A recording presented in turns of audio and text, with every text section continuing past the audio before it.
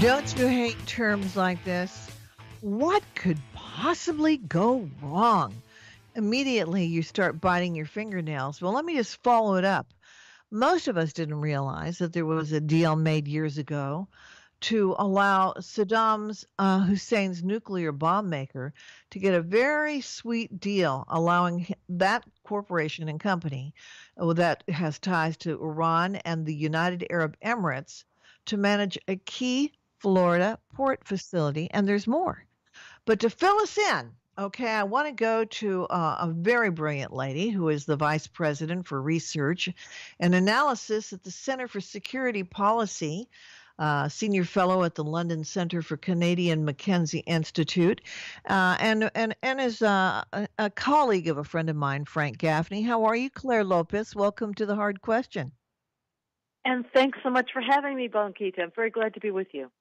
Well, let's talk about this threat. This is something that I was kind of blown away by. I didn't literally when I didn't realize that this what happened here, and just tell me if I'm a bit outdated. This, of course, was what I understand happened during the presidency of Barack Obama and when Hillary Clinton was the Secretary of State.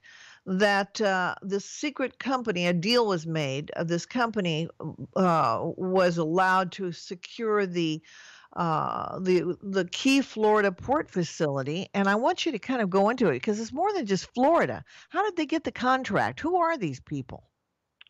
Right. So I think this really should be of concern and get a lot more attention than it has gotten. So I thank you very much for highlighting it.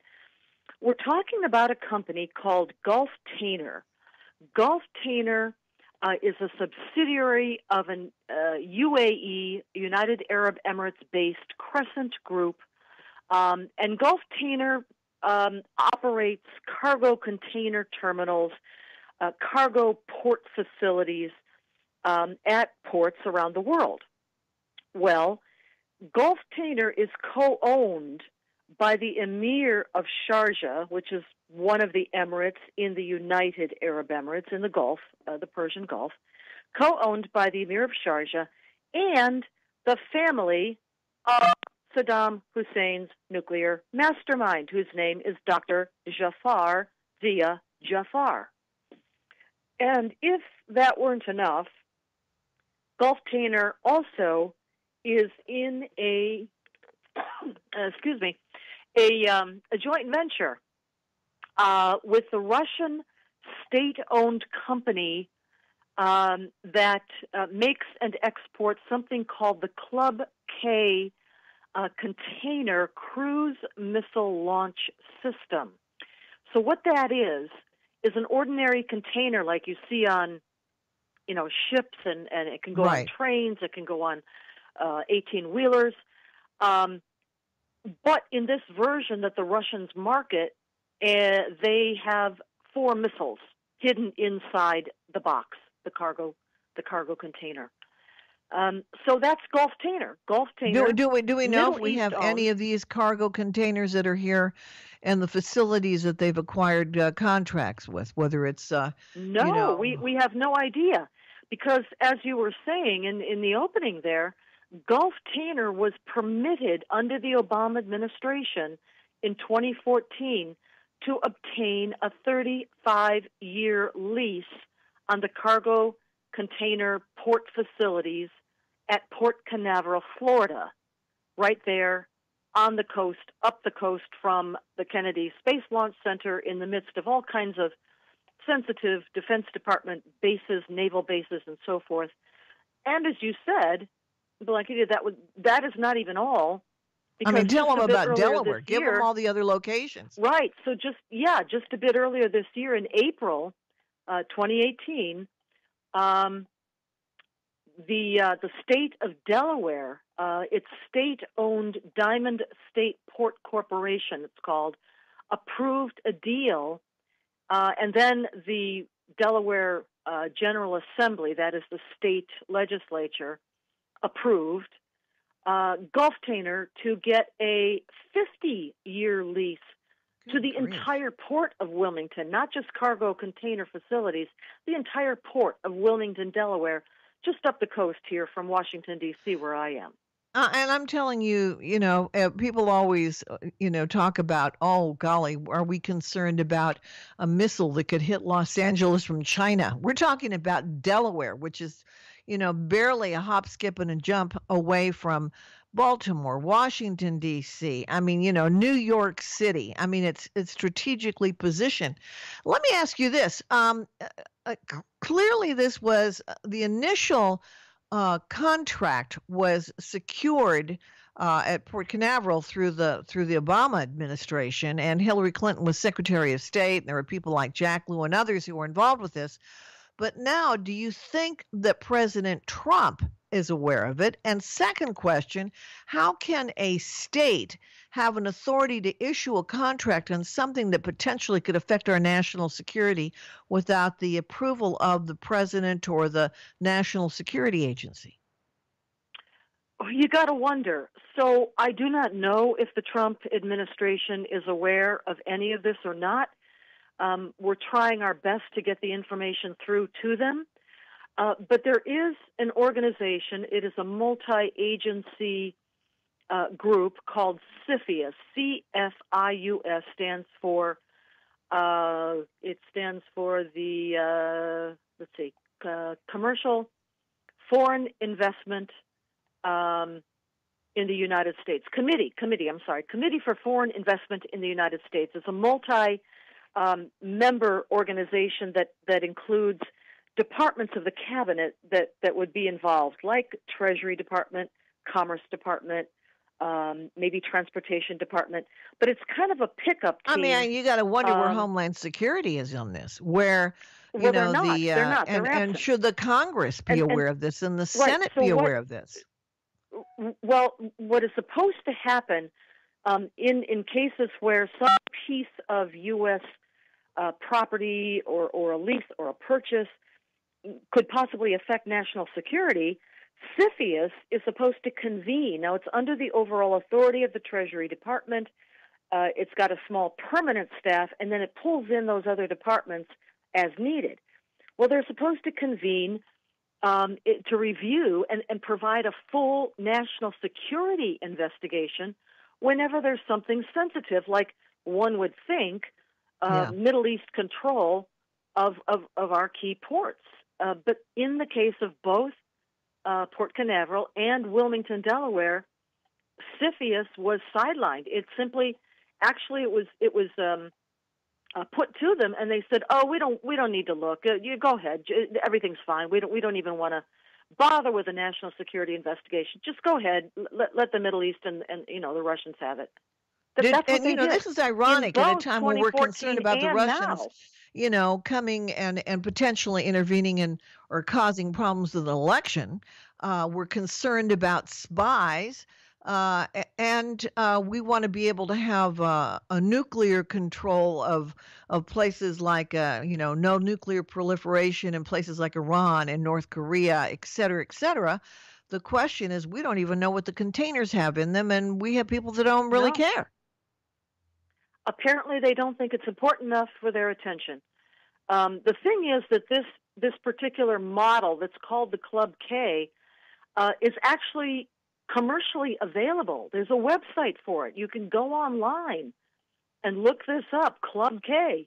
The company is called Rostec, ROSTEC. And they market this thing online and commercially. And we believe, it is our understanding, that this model of the Club K with the missiles inside has already been sold to Iran. So it's not even just about Russia.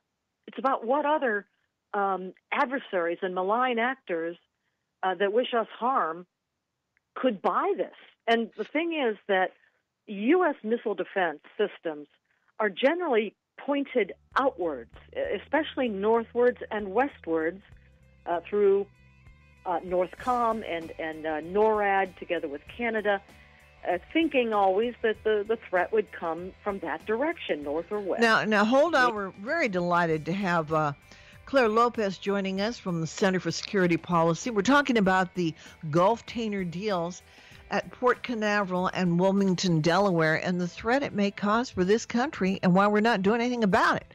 Stay with us on The Hard Question here on WCGO in Chicago. I'm Blanquita Cullum.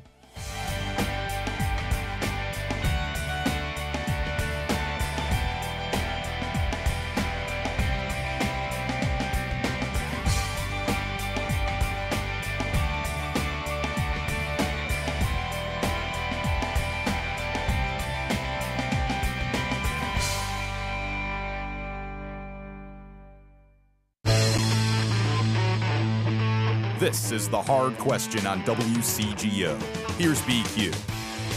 Well, the hard question is, what deals have been made in past administrations that affect your community, your state, your country, our national security, and how do we find out? Because honestly, there are so many deals that have been made that I don't know how we keep up with them all.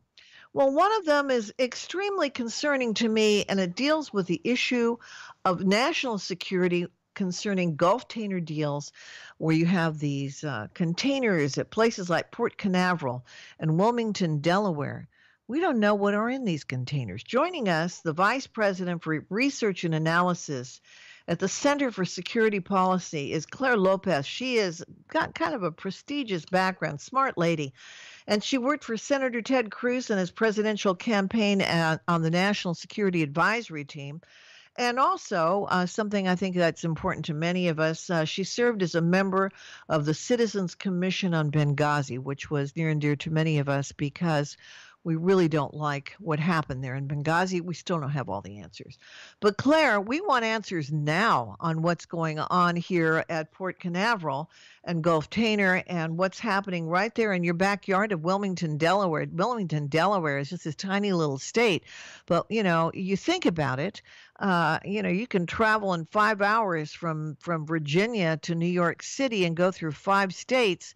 And who could be affected if you had something that could compromise the security, and how many lives would be at threat? And I wonder here, quick question even before we get to this, the president had a meeting with a lot of the members of the United Arab Emirates and looked like he had some pretty good friends there.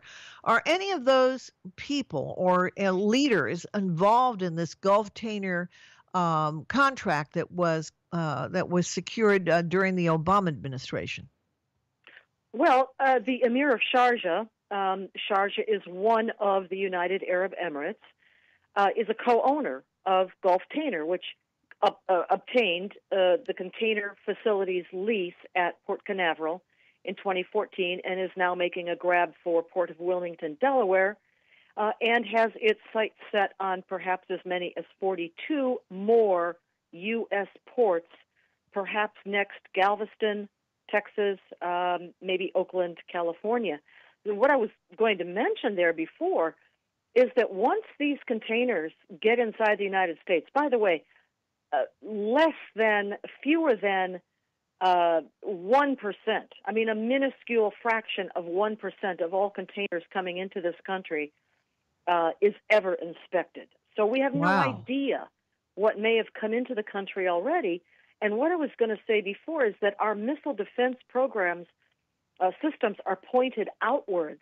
If something were to get inside the country, put onto a train, put on the back of a tractor trailer, it could be in the middle of the country by now, and we'd never know it. And if ever those missiles inside such a container, if I'm saying, we don't know this, but were activated, and they can be activated remotely, we have no way of defending against a missile launched inside the borders of the United States.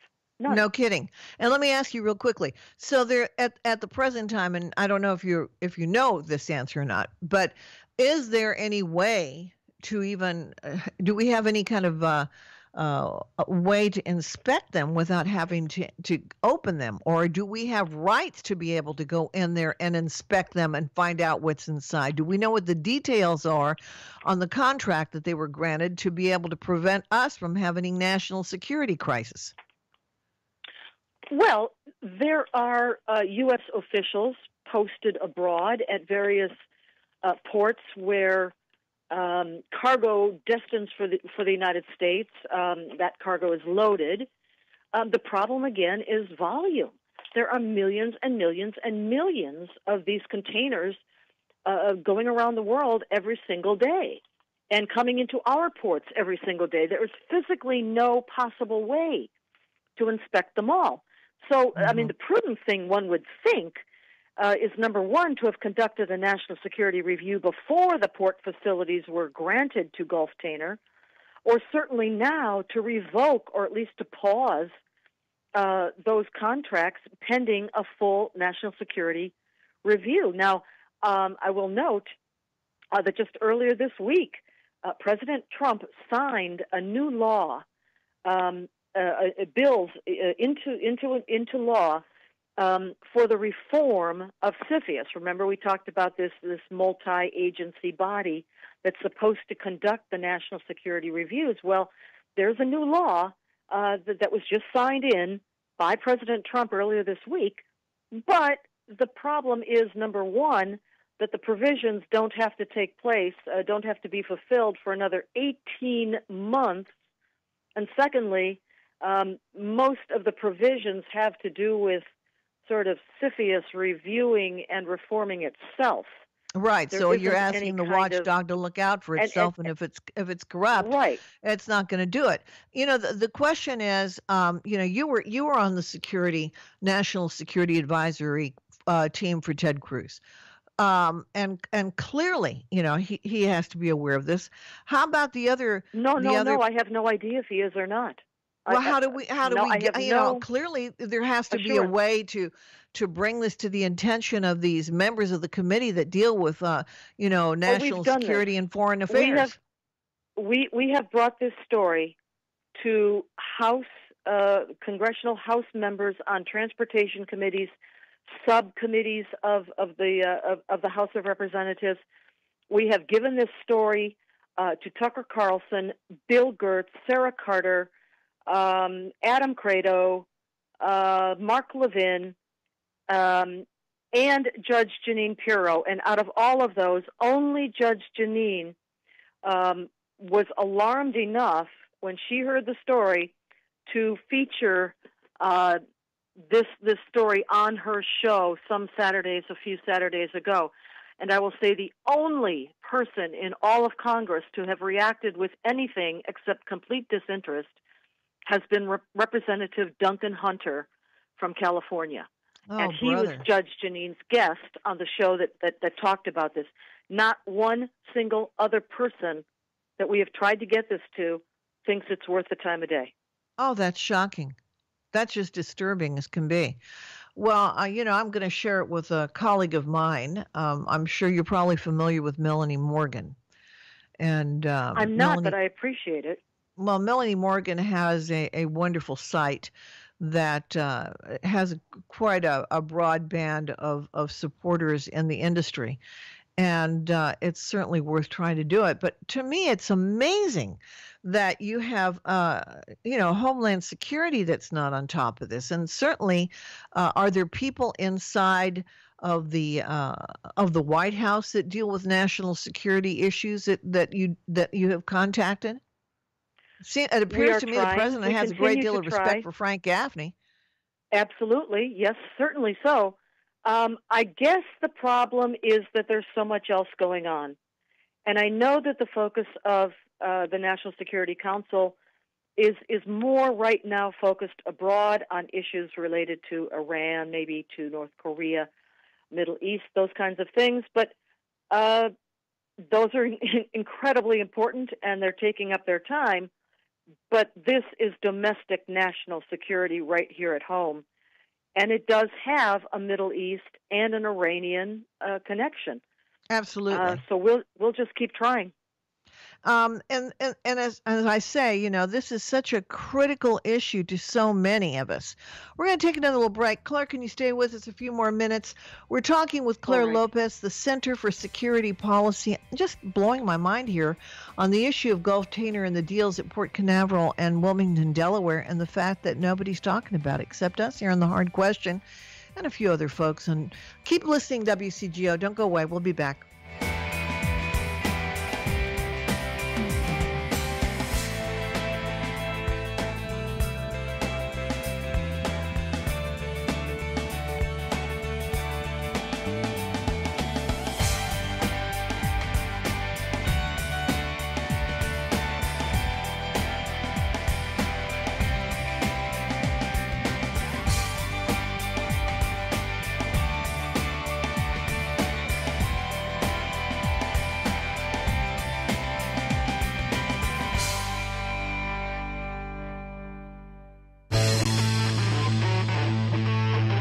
This is The Hard Question on WCGO. What if you had a little container in your state that had potentially some, I don't know, things inside of it that could potentially cause a concern about national security? And what if you hadn't checked that container? Well, apparently that's what's going on in places like Port Canaveral and Wilmington, Delaware. Could come to Chicago, could come to Texas, could come to California, could come all over the place. Who are these people, this Gulftainer? And we're talking with Clare Lopez, Center for Security Policy. Claire's got a very interesting background, and she has served as a consultant, intelligence analyst. She's been a researcher for a variety of defense firms, and she was named Lincoln Fellow at the Claremont Institute. She's a smart lady. And we're talking about her role right now and what she's doing as the Vice President for Research and Analysis at the Center for Security Policy.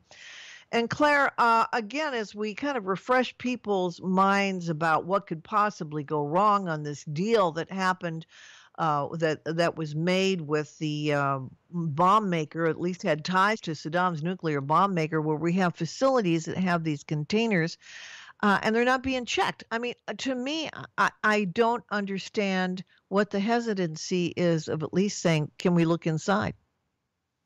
Well, or can we at least provide a CFIUS national security review of these port deals? Ports are critical national security infrastructure sites in the United States, and the access to them must be carefully protected.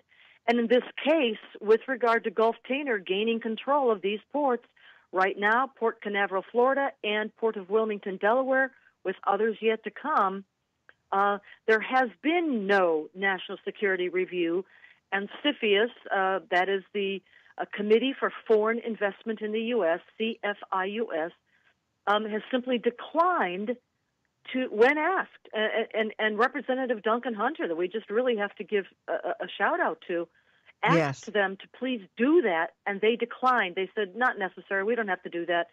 Saddam Hussein's top nuclear scientist involved, also involved, by the way, in other WMD programs for Saddam Hussein. Yes, he did have biological and chemical warfare programs, and the warheads on the missiles that go inside of this Club K car can hold a biological warhead, chemical warhead, nuclear warhead, or even an EMP warhead, electromagnetic pulse warhead.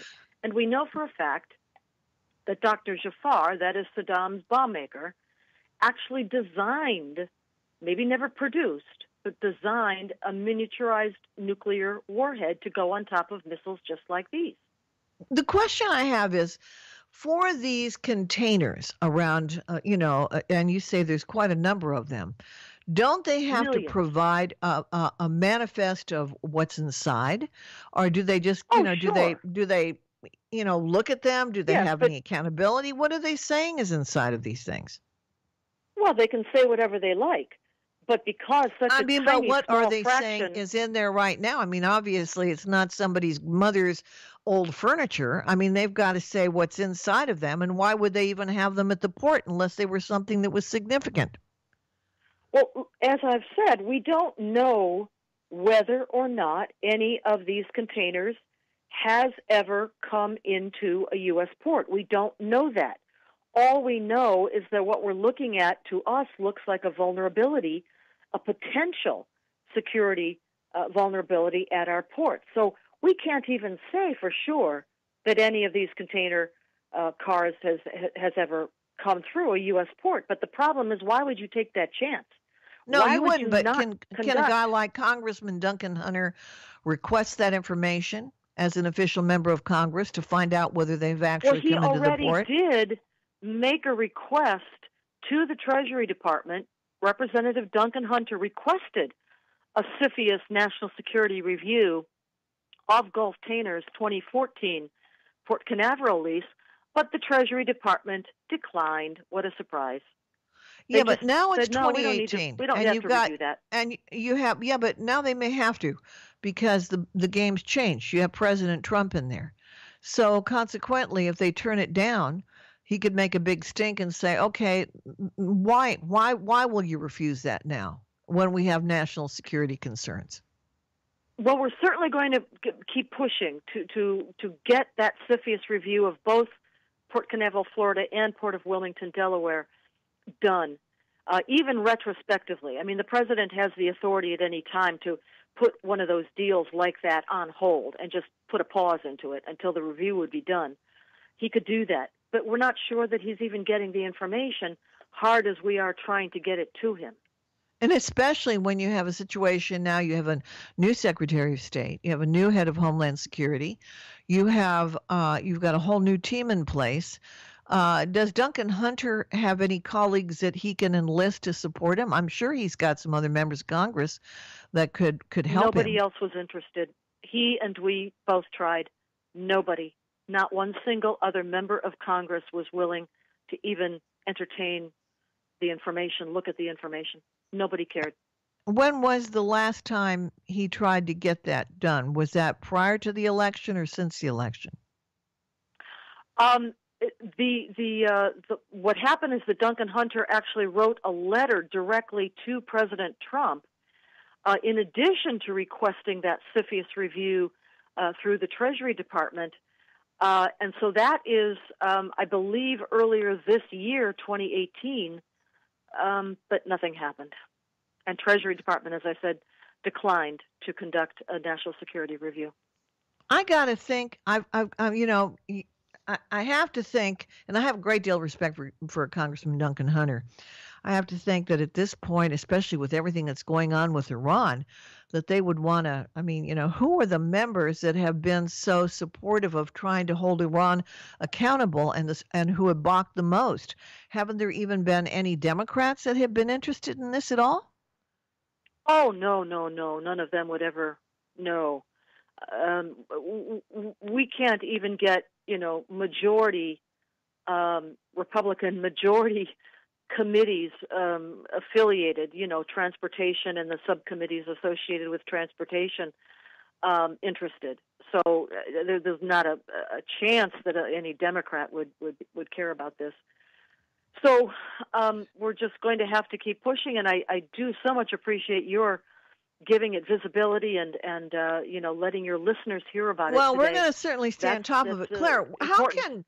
How can people go to the center's site to be able to get information? What are they? How should they go best about getting this? Let me give you two websites. They both go to the same place. Longer URL is centerforsecuritypolicy.org, centerforsecuritypolicy.org. The shorter one, securefreedom.org, goes to the same place, as I said, your choice of URL. And let me give a lot of credit to our two investigative journalists who actually brought this case to our attention and have written the pieces about Gulftainer that you will find on our website, centerforsecuritypolicy.org. And those two are Mary Fanning and Alan Jones. And they have done spectacular work and continue to do so. They are continuing to investigate more connections with this Gulftainer case. And so encourage people to go and have a look at those papers. They're called Occasional Papers. Go to the tab Occasional Papers at centerforsecuritypolicy.org. And I'm looking at them right now. And, the thing of it is, Claire, we want to make sure that we get them on the program as well. And I thank you so much for staying in touch with us here on The Hard Question. And we will definitely follow up with this. Clare Lopez, I Senator so for much Security appreciate your Policy. support. Our Thank you. pleasure.